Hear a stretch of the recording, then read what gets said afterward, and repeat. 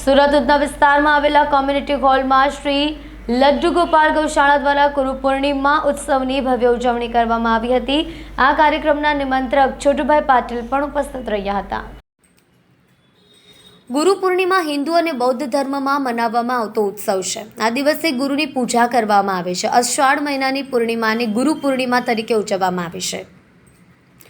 આ દિવસે ગુરુની પૂજાનું ખાસ મહત્વ છે। ગુરુ પૂર્ણિમા વર્ષા ઋતુની પ્રારંભમાં આવે છે। આ 4 મહિના ગુરુ એક જ સ્થાન પર બેસીને જ્ઞાનની ગંગા વહાવે છે। 4 મહિના મોસમ પણ ખૂબ જ સુંદર હોય છે।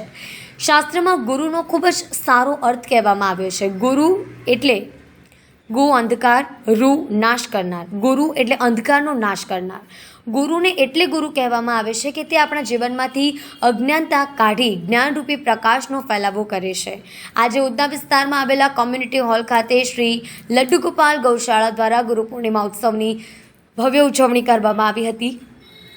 આ કાર્યક્રમના નિમંત્રક છોટુભાઈ પાટીલ પણ ઉપસ્થિત રહ્યા હતા। આજે શ્રી નારાયણ મુનિદેવ દિવ્યધામ શ્રી લડ્ડુ ગોપાલ ગૌશાળા દ્વારા આયોજિત ભવ્ય ગુરુ પૂર્ણિમાનો મહોત્સવની ઉજવણી હરિનગર 3 કોમ્યુનિટી હોલ ખાતે રાખવામાં આવી હતી।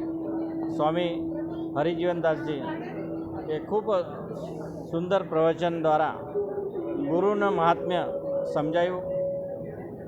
ગુરુ એવા જ હોવા જોઈએ કે જે અંધકારમાંથી આપણને બહાર કાઢી શકે। એ જ માટે આપણે પણ કહેતા હોઈએ છીએ કે સાચા ગુરુને ભક્તિ આપણે કરીએ તો સાચા માર્ગે જવાય છે। આજે ખૂબ ભક્તો અહીંયા ઉપસ્થિત રહીને સ્વામીજીનું પ્રવચન સાંભળીને ધન્ય થયા। હું ફરી સૌને ગુરુ પૂર્ણિમાને ખૂબ ખૂબ શુભેચ્છા પાઠવું છું।